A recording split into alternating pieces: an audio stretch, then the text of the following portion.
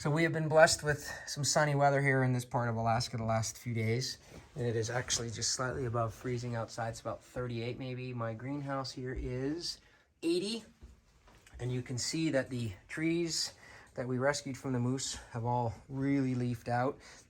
Unfortunately, they take up a lot of room for growing food. But Russ here is trimming onions. Yes, sir. And he and I have spent the majority of the day in the greenhouse today, just dicking off instead of doing real work.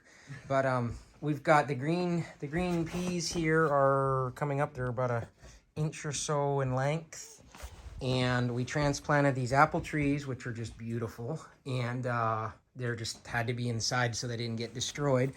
We've planted some radishes here. And this bed we've kept empty for tomatoes. And this is a lettuce mix that we've planted here, and you can see that it's starting to come up. Basically, we're using greenhouse space for these short-term spring crops that'll hopefully be out of the ground and gone by the time we're ready to put the tomatoes and peppers in. Because as you can see, we have a lot of tomatoes, and we're using the double cup method. If you haven't researched that, you really should. Basically, to make a long story short, when you put all of your plants in one red solo cup, when it hits the bottom, the roots tell the plant to stop. But when you have two cups, you give it that space to have a big root mass. And what we're using is we just use one of those plant clips as a spacer. We just put it on top like that. We drilled some holes in the bottom. You can see in this one, the roots are actually already coming out. So rather than hitting plastic and freaking out, they now have room to grow. And the theory being we'll have double or even triple the root mass on these tomatoes and have much bigger, healthier plants when they go to get transplanted. So we've got about 1,000 onions still going. We've got, I don't know, 100 peppers or something, probably 100 tomatoes, a couple hundred celery plants, a few hundred basil at least. And then out in the shop there in our little Gorilla Grow tent, we've got, lots of other stuff too. So anyways, that's just a little update on what's going on here, because we're not just beef, chicken, pork.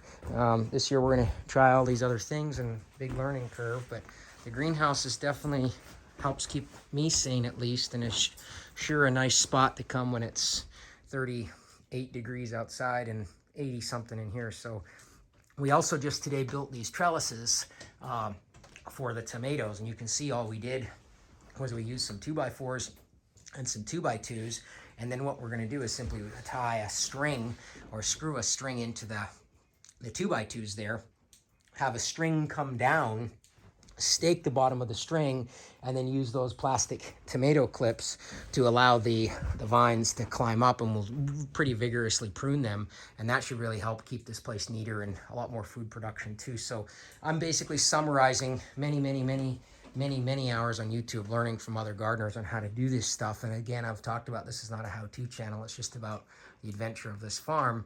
But there's an update on the greenhouse. It's March the 10th today, and we've got thousands of plants right now ready to go. And there's Russ, the greenhouse manager. There's our destroyer right there. Oh, yeah, the moose. Yeah, the moose is out there somewhere. He was going to destroy all the trees. Yeah, the moose is going to destroy all the trees. All right, we're going to go.